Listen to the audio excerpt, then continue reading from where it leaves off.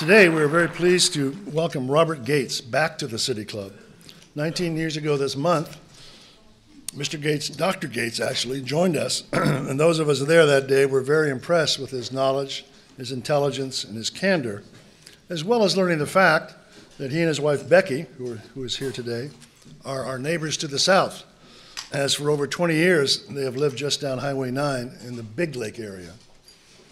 Robert Gates has had an extraordinary public service career. He has served 8 presidents as CIA analyst, member of the National Security Council, deputy National Security Advisor, deputy director of the CIA, director of the CIA, and most recently, of course, we all know, he spent 4.5 years serving as our nation's Secretary of Defense under Presidents Bush and Obama. Mr. Gates also has another life as an academic. He served 2 years as Dean of the Bush School of Government and Public Service at Texas A&M University, and then 4 years as president of that Texas-sized 56,000 student university. Currently, he serves as chancellor of the College of William and Mary, a largely ceremonial position where his predecessors included George Washington, John Tyler, Warren Burger, Margaret Thatcher, and Sandra Day O'Connor. Finally, Mr. Gates is the second of our guests to have been awarded the Presidential Medal of Freedom. His friend and colleague, Ryan Crocker, was the first. When awarding the medal, President Obama referred to Mr. Gates as a humble American patriot, a man of common sense and decency, quite simply, one of our nation's finest public servants. And went on to say, the integrity of Bob Gates is also a reminder, especially to folks here in Washington, that civility and respectful discourse and citizenship over partisanship are not quaint relics of a bygone era. Today's format consists of comments by Mr. Gates, followed by a few questions from me developed by our program committee, and then questions from you, our badge-wearing members.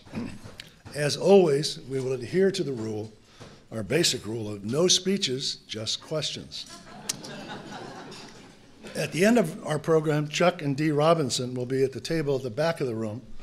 If any of you are inclined to purchase a copy of Duty, Mr. Gates's recently published memoir of his time as Secretary of Defense. Mr. Gates will be delighted to sign the book. On the way out, we'll have a table set up, but he will not have time to add a personalized inscription. We will set up a speedy process to assist the flow.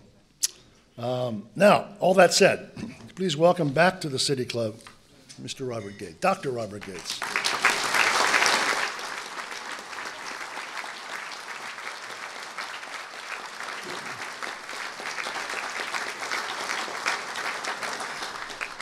Thank you, Chuck, for that nice introduction. Let me just go straight to the heart of things and say something about the brace. New Year's Day, Becky and I were sitting at the kitchen table having a pleasant conversation, and I just happened to mention as an aside that I was thinking about going back into government.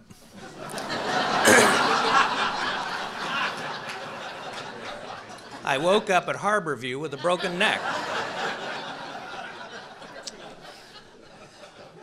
In all seriousness, and I wish it were more exciting than this, on New Year's Day I tripped on a rug in our house and broke C1, and my hope is that Friday at Harborview I begin the transition out of this thing, and I'm hoping this will be the last speech I give wearing this apparatus.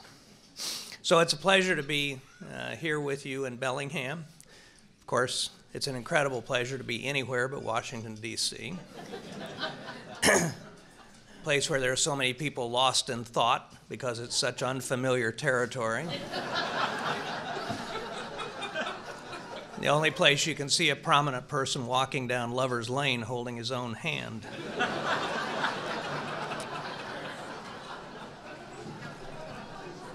So on to the book.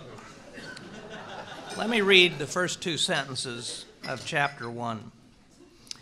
I had become president of Texas A&M University in August 2002, and by October 2006, I was well into my 5th year.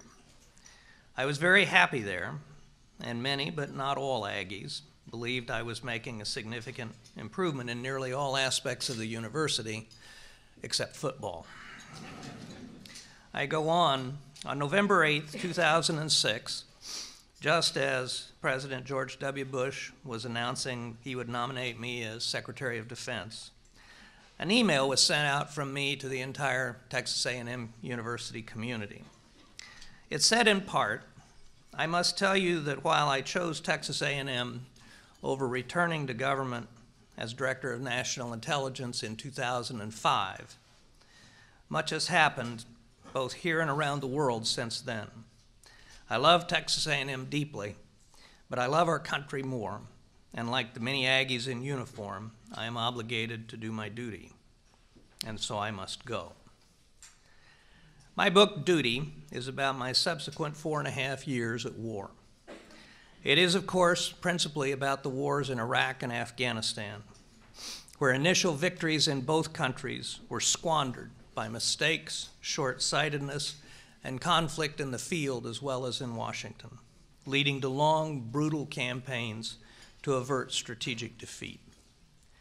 But this book is also about my political war with Congress every day I was in office, and the dramatic contrast between my public respect, bipartisanship, and calm, and my private frustration, disgust, and anger.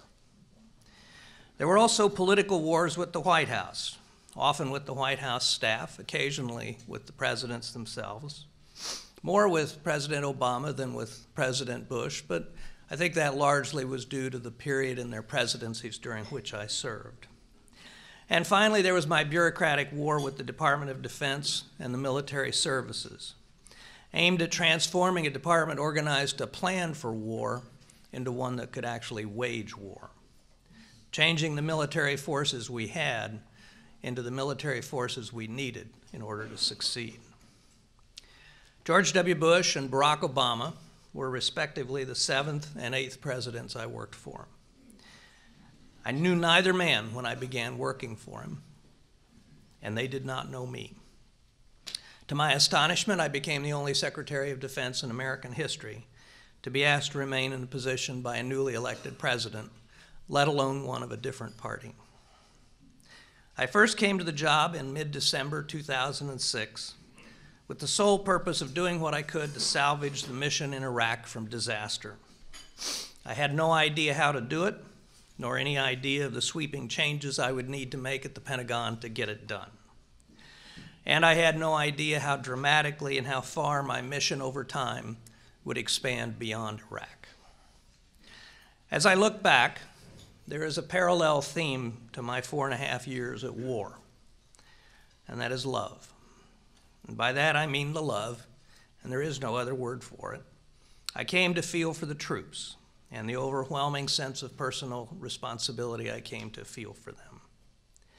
So much so that it would shape some of my most significant decisions and positions.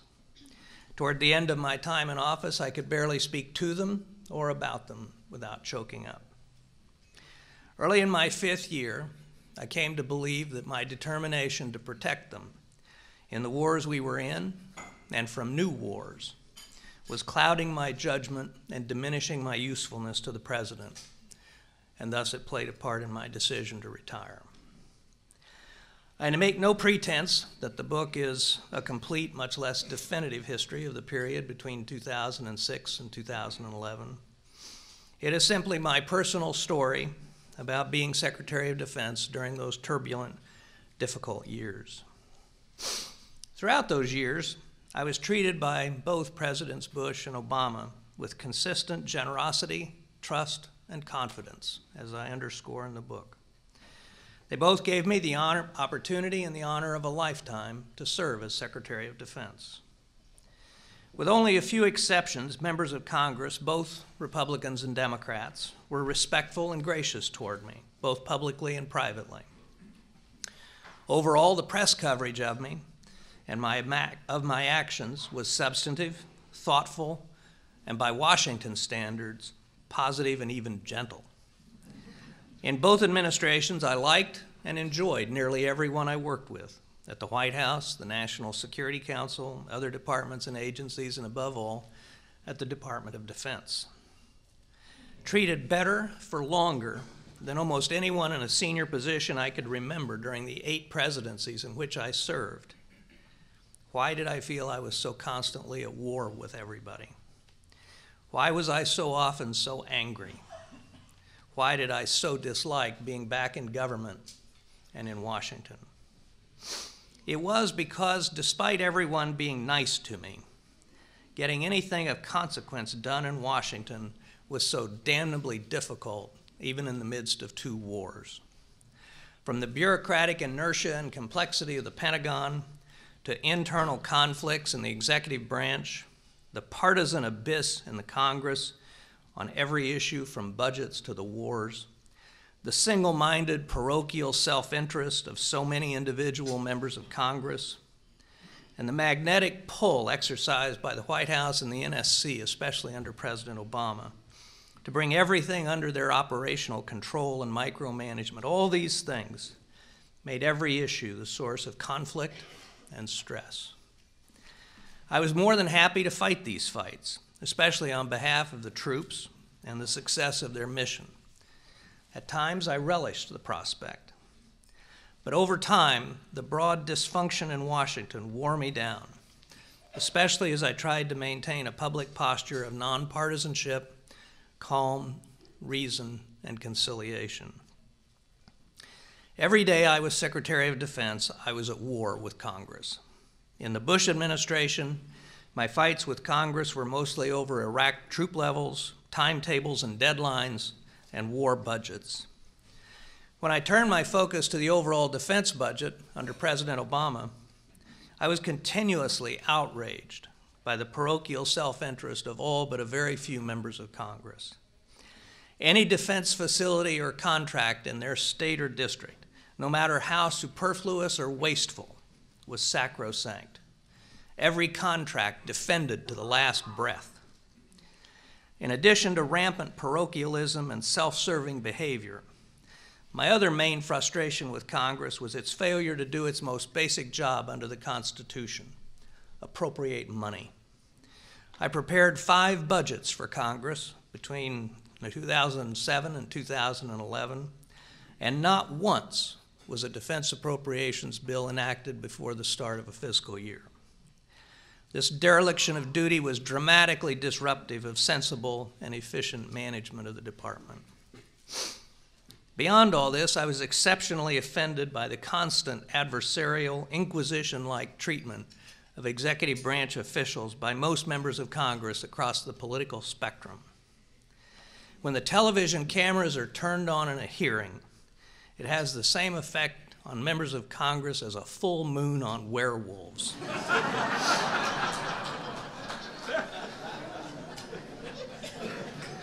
Sharp questioning of witnesses should be expected and is entirely appropriate. But rude, insulting, belittling, bullying, and all too often highly personal attacks by members of Congress violated nearly every norm of civil behavior as they postured and acted as judge, jury, and executioner. My view of today's Congress: uncivil, incompetent in fulfilling basic constitutional responsibilities, micromanagerial, parochial, hypocritical, egotistical, thin-skinned, and too often putting self and re-election before country.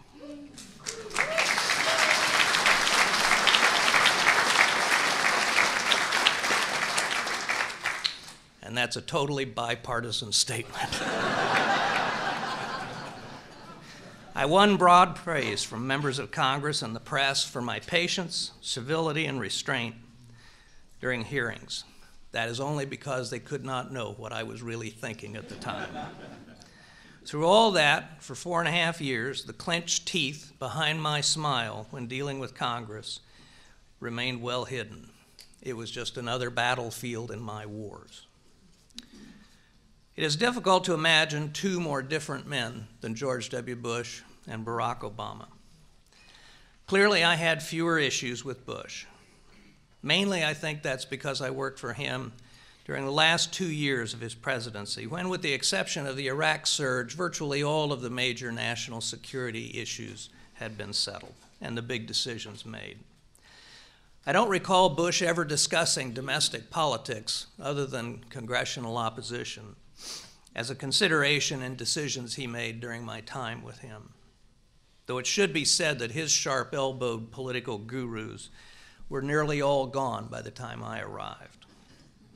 By early 2007, Vice President Cheney was the hawkish outlier on the team, with Bush, Secretary of State Rice, and National Security Advisor Steve Hadley, and me in broad agreement on virtually all important issues. With Obama, however, I joined a new, inexperienced president facing multiple crises and determined to change America's approach to the world and the wars we were in, and equally determined from day one to win re-election. Domestic political considerations, therefore, would be a factor, though I believe never a decisive one, in virtually every major national security problem we tackle. The White House staff, including Chief of Staff Rahm Emanuel and then Bill Daley, Valerie Jarrett, David Axelrod, Robert Gibbs, and others, would have a presence and a role in national security decision-making that I had not previously experienced. Until 2011, President Obama and I, and the rest of the senior national security team, Vice President, Secretary of State Clinton, National Security Advisors Jim Jones and then Tom Donilon, had few significant differences on most issues. Iran, Iraq, Russia, China, Pakistan, and the Middle East. We did have major differences over strategy in Afghanistan, and then in early 2001, over the Arab Spring and the intervention in Libya. But even on Afghanistan, the differences never became personal, and I believe the team of rivals notion actually worked pretty well. I did cross swords with President Obama on 2 issues. Our disagreements on the defense budget in 2010 and 2011 were explicit, often discussed face-to-face. I wanted to restructure defense spending to make it more efficient and disciplined, reducing bureaucratic overhead and waste, and canceling weak programs in order to preserve and enhance military capabilities. I did not want to cut the overall budget itself, just spend it far more wisely. Obama felt that defense could and should be cut on its merits, but also to give him political space with his party and constituents to cut domestic spending and entitlements. At least that's what he told me. I never confronted Obama directly on the second issue, which was his determination that the White House tightly control every aspect of national security policy, and most significantly, operations. But I often raised the problem with his chiefs of staff and national security advisors. I had no problem with the White House driving policy. That's what presidents are supposed to do. But his staff's intrusiveness, micromanagement, and meddling in operational military matters was unprecedented and drove me crazy. I did everything possible to stop it. I told military commanders that when they got a call from the national security or White House staffs, they should tell the staffers to call me. And by the way, also to tell them to go to hell. Both Bush and Obama often had tense relationships with senior military leaders. Bush was willing to disagree with his senior military advisors, as he did most notably over the need to surge forces in Iraq. But he never, to my knowledge, questioned their motives or mistrusted them personally. Obama was respectful of senior officers and always heard them out, but he also often disagreed with them and questioned their effectiveness, and different from most presidents I had worked for, deeply suspicious of their motives and their recommendations. Both presidents were devoted to the troops and did all that could be expected to support them and their families, the wounded and the families of the fallen. But there was a significant difference between the 2 presidents in one respect. Bush supported the troops and also strongly supported the missions in Iraq and Afghanistan those troops had been assigned to carry out.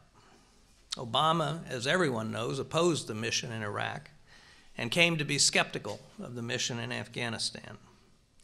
I agreed with virtually all of Obama's decisions on Afghanistan in 2009 and beyond, and continued to support them even as in late 2010, early 2011, he began to have reservations. But except for one or two occasions, Obama seemed detached from the Afghan war, failing to tell the troops why their sacrifice was necessary, why their cause was noble and just, why the mission was important enough to risk their lives.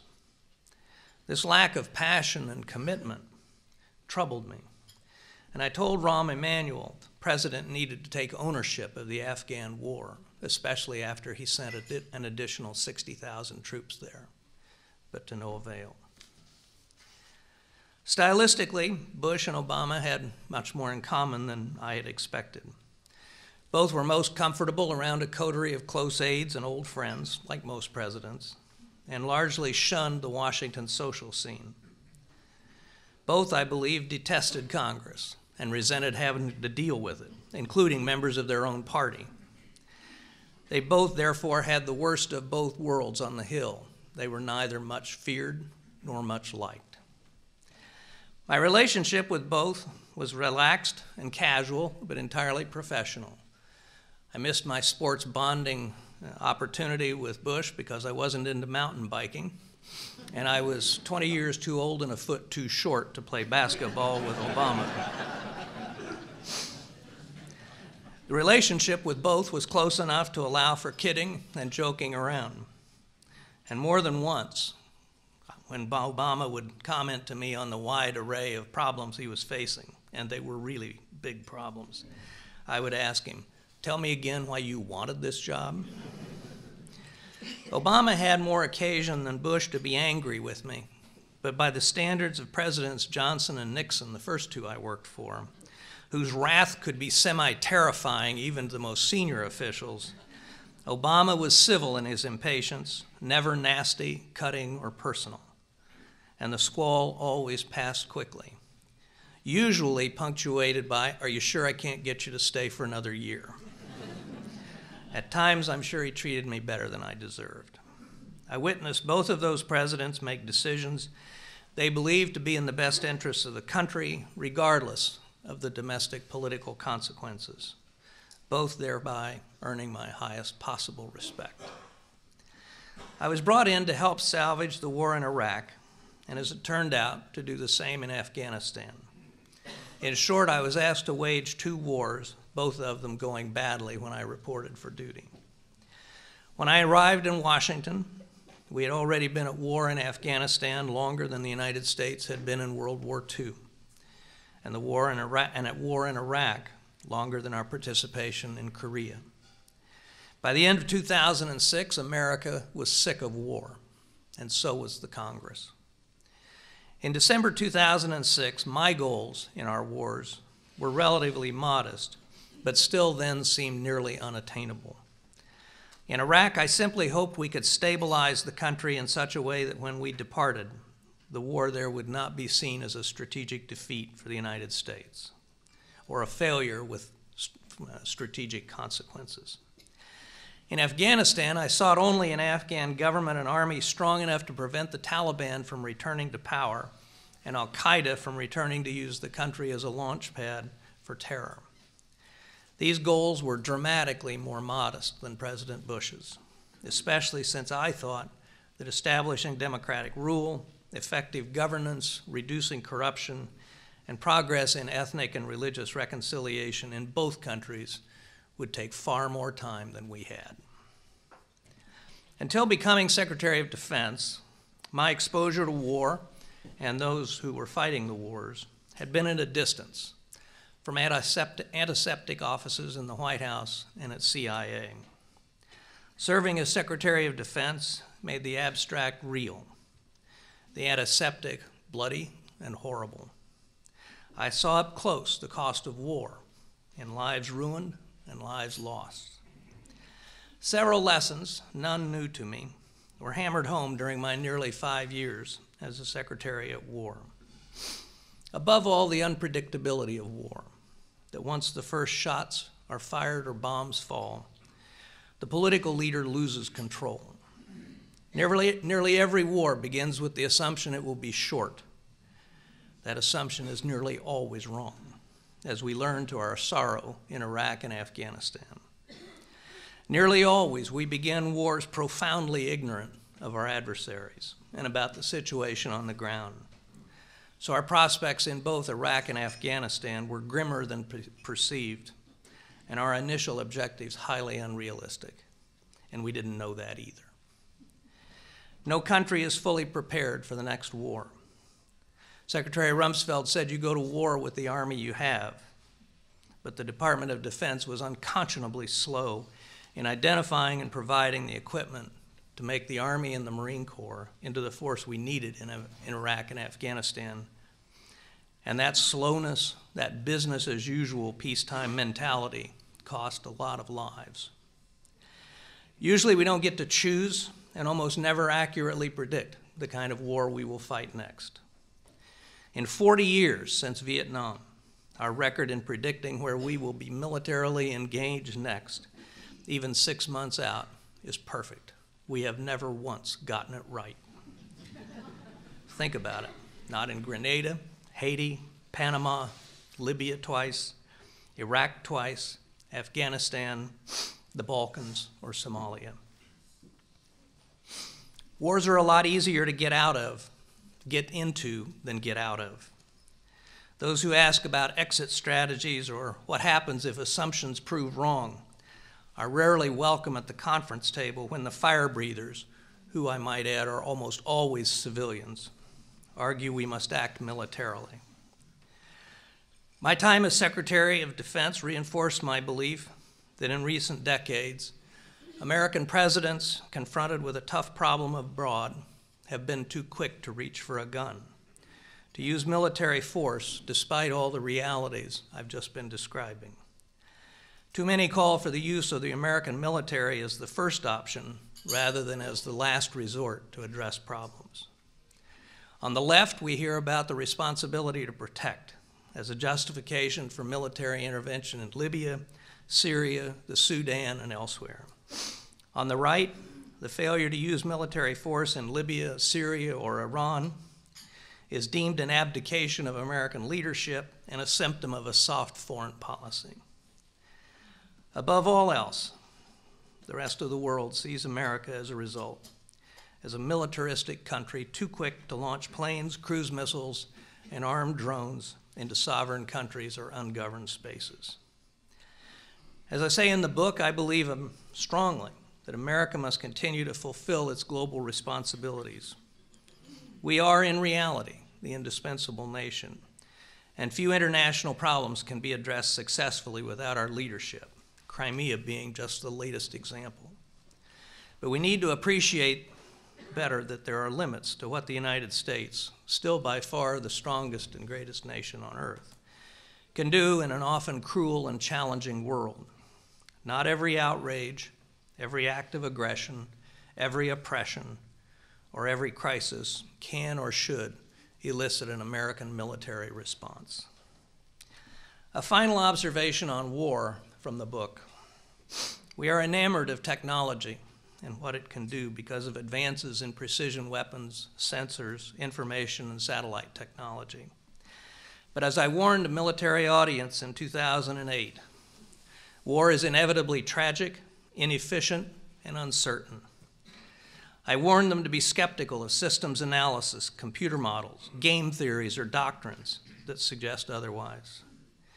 Look askance, I said, at idealized, triumphalist, or ethnocentric notions of future conflict that aspire to upend the immutable principles of war, where the enemy is killed but our troops and innocent civilians are spared, where adversaries can be cowed, shocked, or awed into submission, instead of being tracked down hilltop by hilltop, house by house, block by bloody block.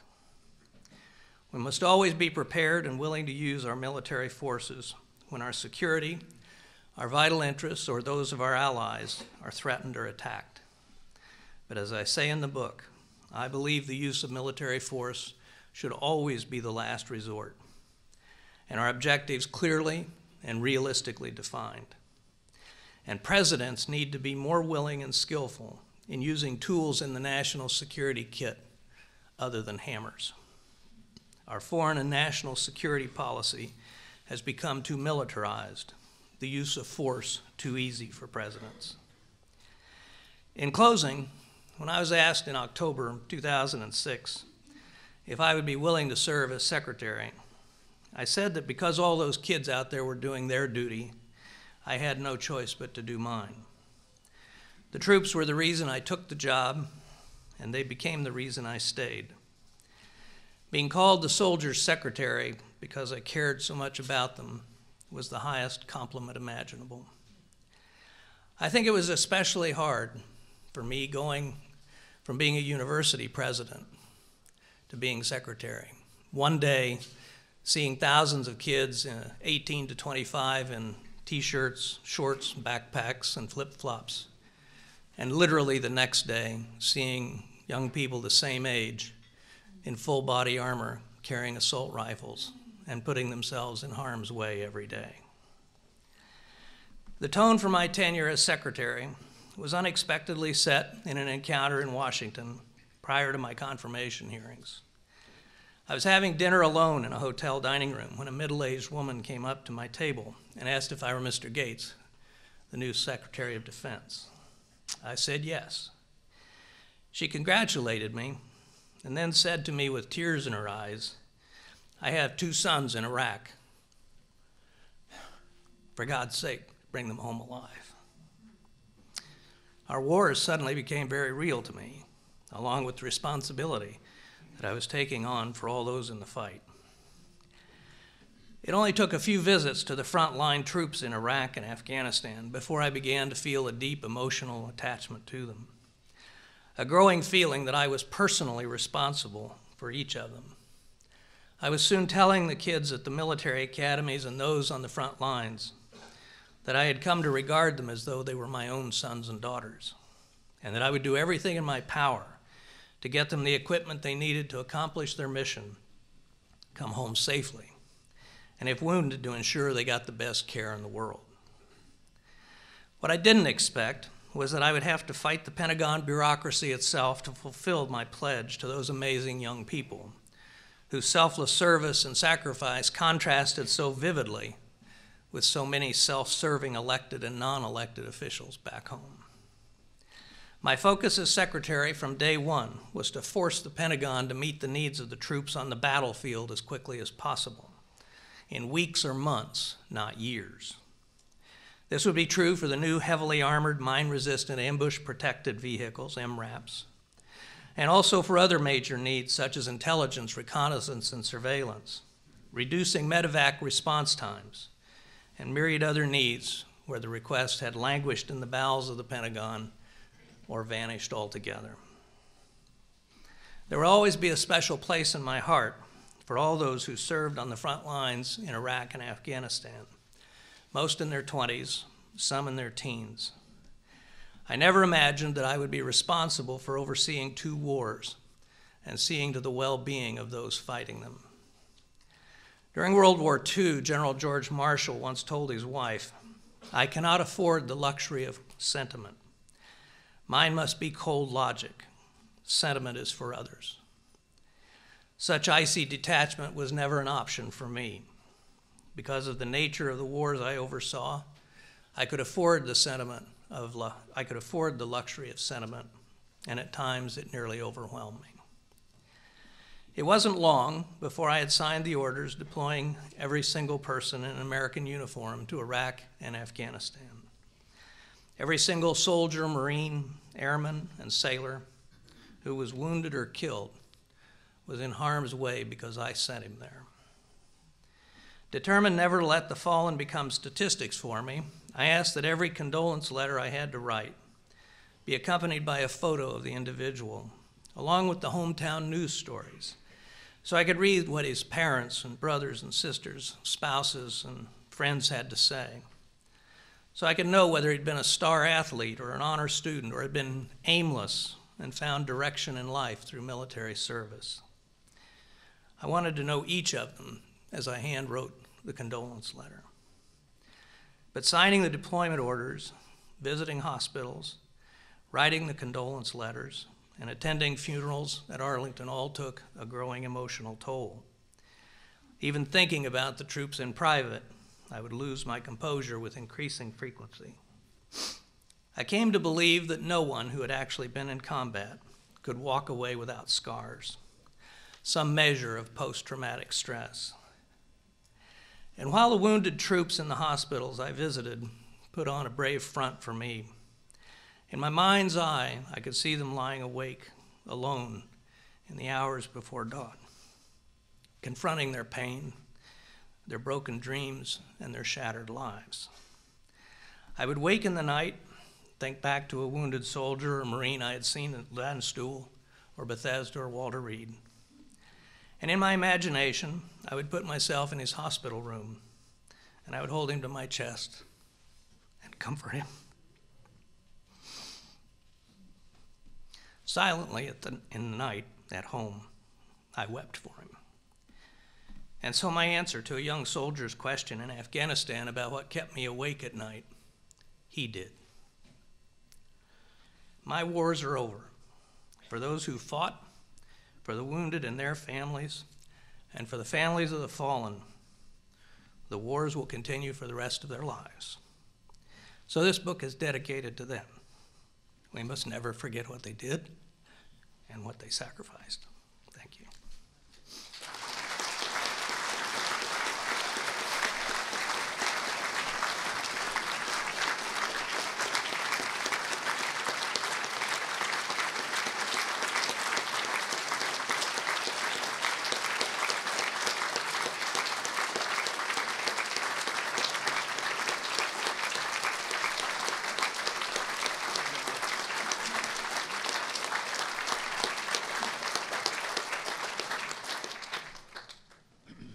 Thank you. Now it's time for the questions. You quoted a wonderful passage that got some applause here. And we had written that down and attached a question to it, but I just want to talk about uncivil, incompetent, and all that stuff, hypocritical, parochial. Is that still your view of Congress? And if so, are you hopeful that Congress will change for the better in your lifetime? Well, that kind of depends on how long I live.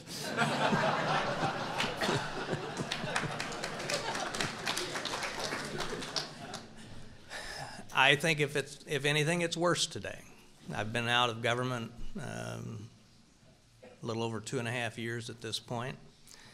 At least the government didn't shut down when I was there, when I was secretary.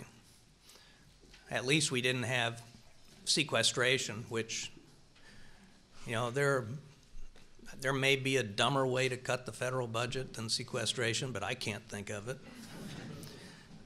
I mean, just imagine where you cut the most important thing at the same rate you cut the least important thing. So here I was thinking I'd get out ahead of the game. So I moved all of the programs for wounded warriors and their families and for veterans and their families out of the war funding into the defense-based budget. Because I knew once the war funding went away, those problems wouldn't go away. Well, guess what? Under sequestration, those programs are being cut at the same rate as the most wasteful defense program there is. So my hope is, I actually think this state, and believe it or not, California, are somewhat in the vanguard in the country in doing what I think needs to be done to improve the caliber of people in Congress. And let me just take a second. Because of gerrymandering, there are now only about 50 seats in 435-seat House of Representatives that are competitive, that aren't safe for either a Republican or a Democrat. Therefore, the most important election is not the general election in November. It's the party caucuses or party primaries in the spring, where to get the nomination, both left and right, you have to appeal to the party's most hardcore ideological base. And so you get increasingly polarized Congress because you get increasingly ideological members of Congress. But going, I think, to the open primaries, it'll take decades, even if we all decided that fixing gerrymandering would be a great idea, it would take decades. But going to the open primary, where basically the top 2 vote getters are those that are on the ballot in November, in a lot of places in this country are going to force people to reach beyond their narrow ideological base to come in first or second in that open primary. And I think, and that could be 2 Democrats or 2 Republicans or 2 independents or whoever. But the point is, I think that it will require people to look beyond that, in a lot of cases, look beyond that narrow ideological base. Until we can do that, I think we're in trouble. And I'll just make one other comment. We have always had nasty politics in this country, going back to the Founding Fathers. That is absolutely nothing new. And it has been a while since we had a former vice president shoot a former Secretary of the Treasury. Close, but it's been a while. But what's new is the inability of Congress to get anything done. Because always before, there was a significant block of people in the middle, center left, center right, center, who could cobble together compromises that would allow legislation to move forward. Most of those people are gone. The people that I remember in such roles, and I'll cite a few from the Senate: Bill Cohen of Maine, Bill Bradley of New Jersey, Sam Nunn of Georgia, David Bourne of Oklahoma, Nancy Kassenbaum of Kansas, Jack Danforth of Missouri, Scoop Jackson. These were the bridge builders. And the problem in Congress today and in our political parties is that I think these people don't understand how our system of government works.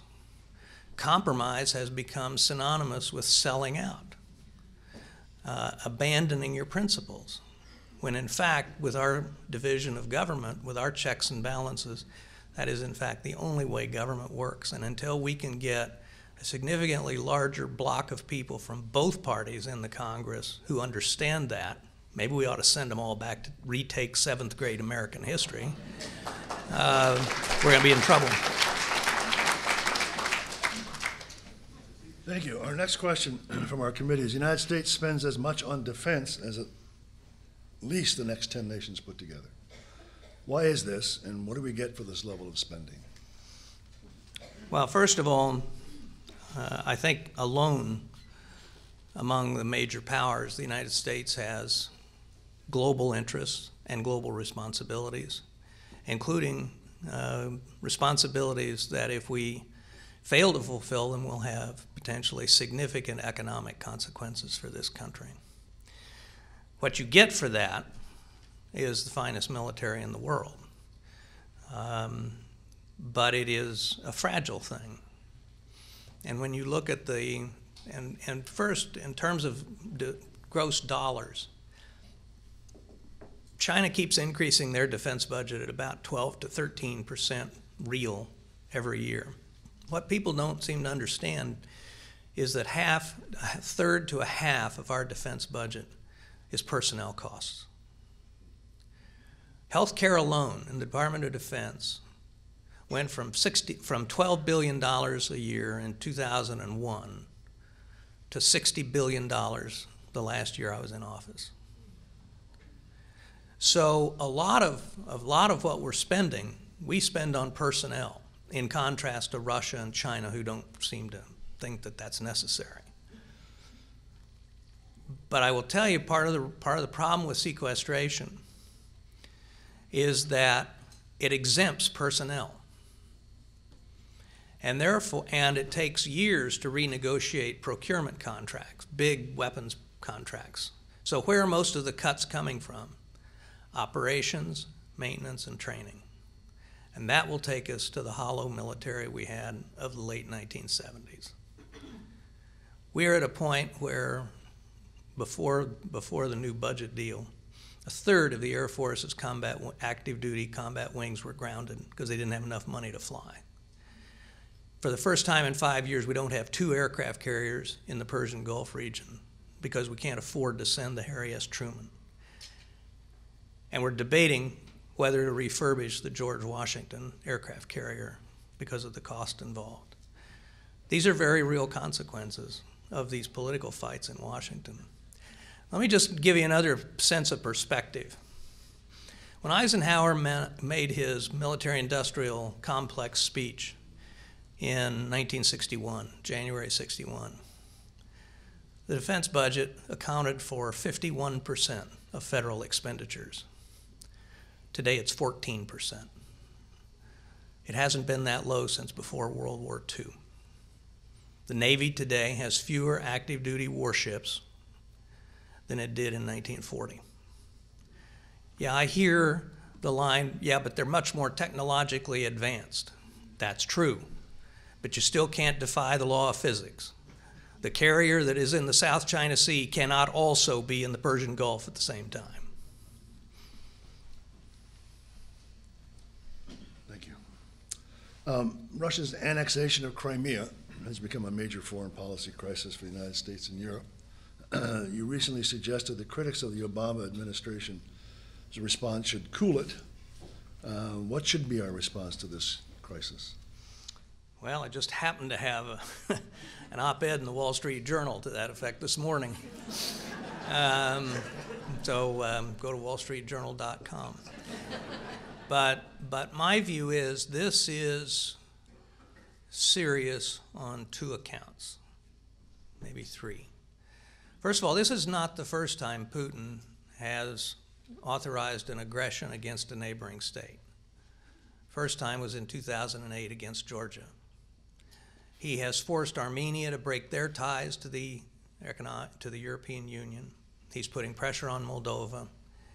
And he was the one that put the military muscle and economic pressure on Ukraine to break their deal with the European Union. What Putin is trying to do, and I think it's completely opportunistic, there's no grand strategy, is not recreate the Soviet Union, but to bring all of the former states of the Soviet Union back into a relationship with Russia, where Russia is the dominant figure and where they look to Russia economically, politically, and in terms of security. Ukraine is the biggest piece of this and the most important, partly because it's the biggest, partly because it is where the Russian Empire was born over 1,000 years ago. So it has a special emotional content, especially the city of Kiev. And so on all the, because he is trying to recreate this, this bloc, or create this bloc, all the states on the periphery, and I would say especially the Baltic states, are very nervous. Now, there are 2 reasons why I think this has to be resisted. The first is he is trying to upend the post-Cold War order and the fundamental principle that independent states ought to have the right to decide for themselves with what other countries they align, politically or for security or any other reason. The second is, once you concede the principle that old revanchist ambitions can be resolved by force, you open up a gigantic can of worms, not just in Europe, but in Asia and all over the world. About a third of Ukraine used to belong to Poland before 1939. Shall Poland go to war to recover that part of Ukraine? This is a fundamental principle. And if the West doesn't stand up to defend this post-Cold War order, where borders can't be changed by aggression, then I think we are in trouble, and we will face many more conflicts down the road, many more crises, and potentially more armed conflict. This is a time, you know, the other thing that's troubling is Putin saying he has to look out for Russian speakers and Russian citizens living in other states. We've heard that song before, a long time ago, and it is a past we don't want to go to. Okay, thank you. The last question that we have, and then Joe Garcia and Victoria Dorper will wander with the microphones, and then it'll be your opportunity. So the last question here is, looking back, what would you have done differently, if anything, in serving both President Bush and President Obama?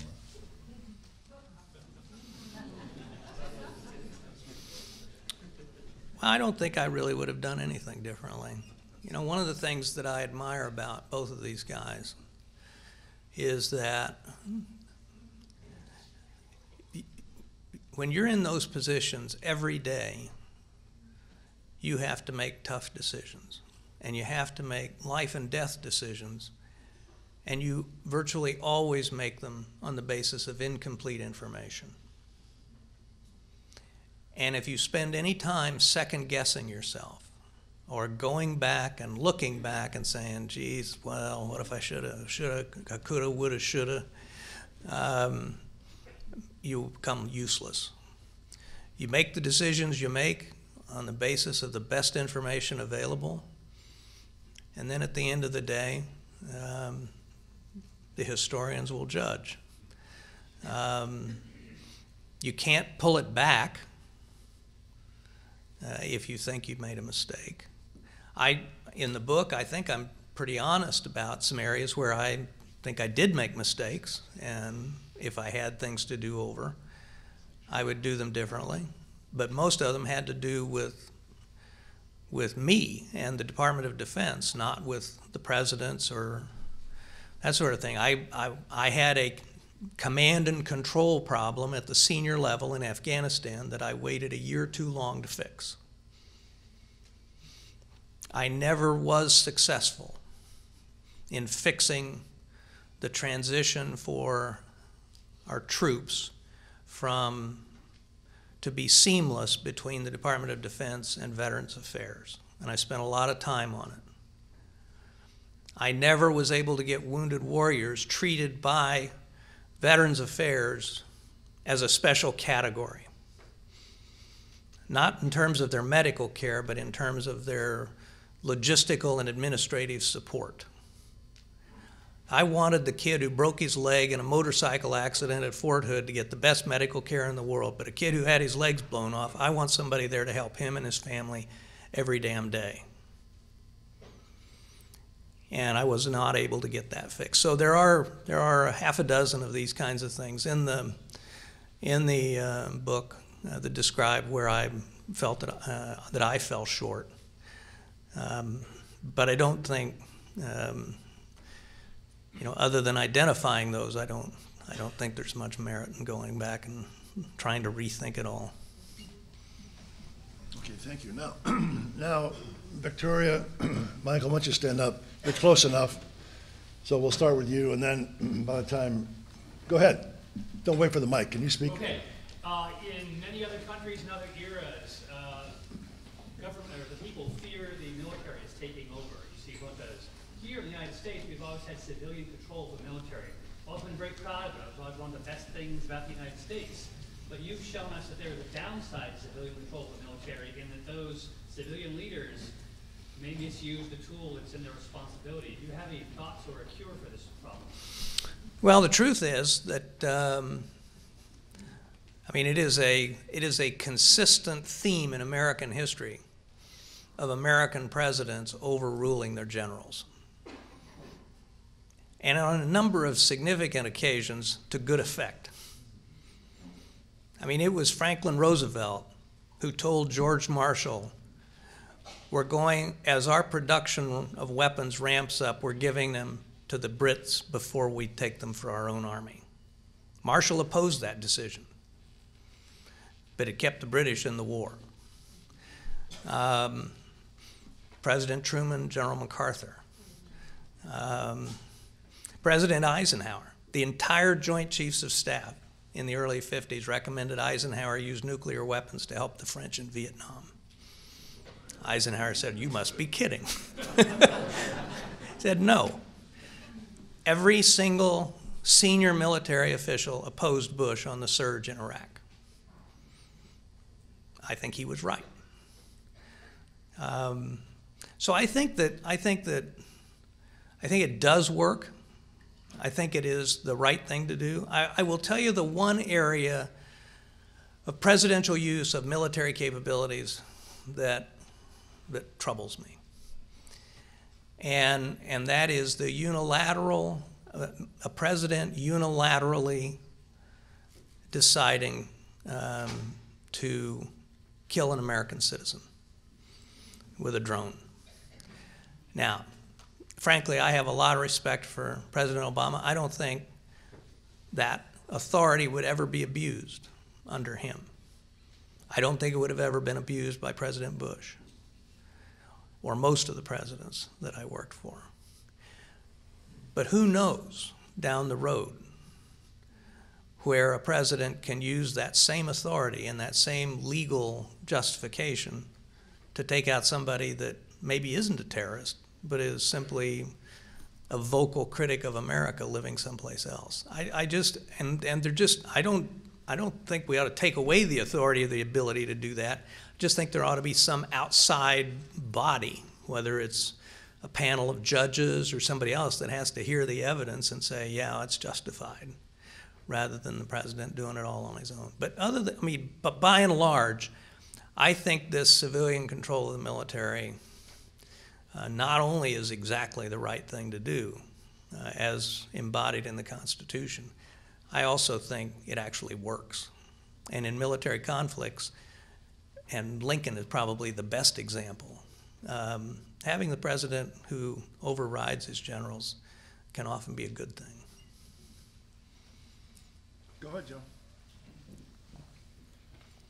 I'd like you to expand, if you could, slightly on that drone question, because I think it's a slippery slope, and I don't know what the correct policy for the long term is for the use of armed drones or similar technology in non-combat situations, and what your thoughts are about that.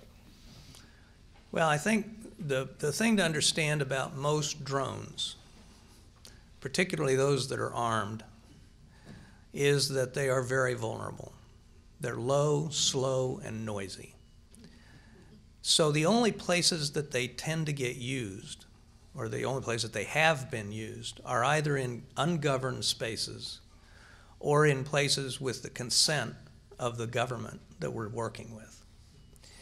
And because anybody that has an air defense can shoot them down. You haven't read much about drones being used in Syria because they have a very effective air defense system. Same way in Iran and places like that. So there is a tactical limitation in terms of where you can use these things.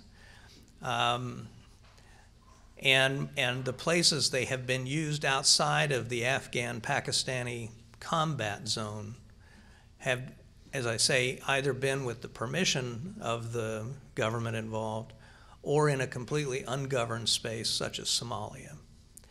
So I think one of the good things is I don't think this has been misused up to this point, and I think the attention that's being drawn to it and the desire to establish some rules of the road on the part of the Congress is timely as we look to the future. You have a question, Victoria? Then you're next, Joe. Want to stand? Right here. I just would like your thoughts. I'd like your thoughts, please, on the safety and security of our women in the military. Well, it's obviously a serious problem, and I think that there has been a significant effort over time to try and deal with it effectively. I mean, my view of it has always been that it's not only criminal, it's a betrayal. I mean, troops count on each other to watch each other's backs. They ought to be out there protecting each other, not attacking each other. I think at the end of the day that it is a command responsibility. But what I haven't seen is commanders being held accountable. Now, one of the things that I think marked my time as Secretary of Defense and as a cabinet secretary as rare, if not unique, was my willingness to fire people, and to fire very senior people. As a result of the Walter Reed crisis, as the Walter Reed scandal, I fired the commander of the hospital, the Surgeon General of the Army, and the Secretary of the Army. As a result of nuclear incidents, I fired both the Chief of Staff and the Secretary of the Air Force. I frankly, as a historian, had forgotten this or didn't realize it. When I fired the field commander in Afghanistan, that was the first time a field commander had been fired since Truman fired MacArthur. Not one was fired in Vietnam. So I believe that up the chain of command is where accountability has to be, not the immediate commander, but you have to create a climate in your command that your officers and their NCOs all the way down the chain of command know that if there is a problem with assault, regardless of how the prosecutions come out, they will be sacked. They have to create a climate of safety and a climate of protection in their commands, it seems to me, to be an effective commander. Now, there are a lot of technical things that can be fixed, and we started to fix them when I was secretary. Most military prosecutors are generalists, but when they go up against a defense attorney who's been hired by somebody who's been accused, they're going up against civilian specialists. And so I allocated millions of dollars more to train our prosecutors in prosecuting sexual assault. I also realized that our investigators weren't specialists, that we had procedural things like we weren't keeping rape kits as long as civilian police departments do. There were a whole host of specifics in terms of investigation and prosecution that we could do. There is still more to do, but I will tell you this, and it's not as a means of an excuse, but it is simply a reality. And I tell you this as a former president of a huge university. Sexual assault is a huge problem in American universities also, and it's the same cohort of young people. And in both the military and in universities, it's very high percentage alcohol. So going back to that and figuring out how to change that behavior, I think would make a big difference too.